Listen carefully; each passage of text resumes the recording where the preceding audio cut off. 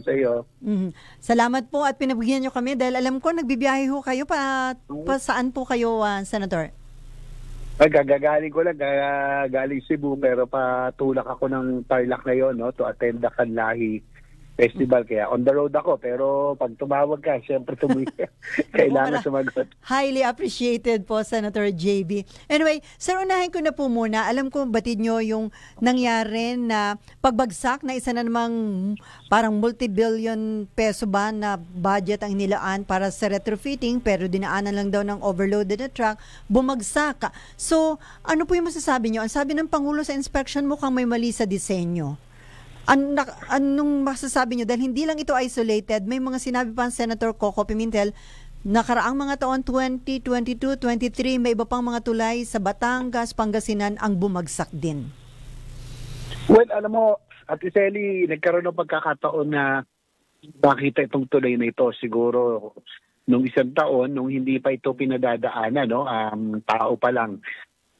In fact, nakamotorsiklo ko, dumaan ako sa katabi nito, yung old bridge na parang footbridge lang kasi nga hindi pa to pinapayagan dahil ang sabi ay at that time nire-retrofit pa, no? Ang sa akin pagkakaalam na ikwento sa akin ang history niyan, supposedly ang gagawa niyan ay Japan, no, to JICA yata, at ang unang kanilang estimate ay abot ng 1.2 billion at that time, panahon ni GMA ito.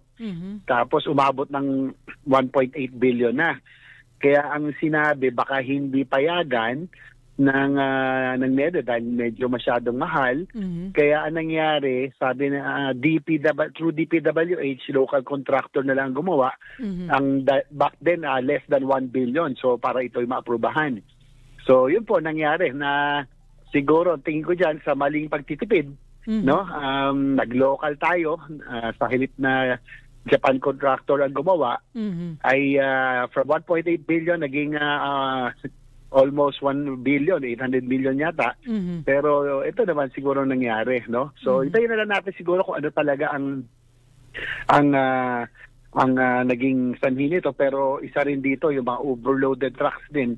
Dapat talaga nababantayan din, no? Dahil kung 20 tons lang talaga ang nakalagay na capacity ng bridge, mukhang more than 20 tons, mga 30 tons daw yung dumaan doon na truck. So tignan natin kung ano talaga ang karoon ng pagtutunguhan ng investigasyon. Pero sir, sa pagtitipid, mas malaki ho ang perwisyong na idulot nito, di ba? Dahil mas malaki na ngayon ang gagastusin para muling maitayo yung tulay, at ngayon, ang laki ho ng epekto sa transportation, sa pamumuhay ng mga residente doon sa lugar.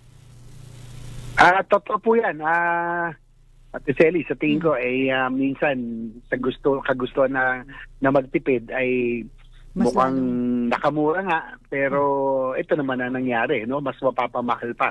Minsan nga sabi, pag nagtipid ka, pag nagkamali, madodoble pa yung gastos mo. So, supposedly 1.8 billion, naging 800 million, ngayon po, ito naman po nangyari. So, yan po nangyari. At saka yung pong talagang hindi rin natin kailangan mabantayan din yung mga overloaded trucks kahit dito sa viaducts dito sa NLEX, nakasira din mo yung mga ganyan. Dapat din maging stricto siguro na magkaroon talaga ng mga weighbridge, no, bago sa mga tulay na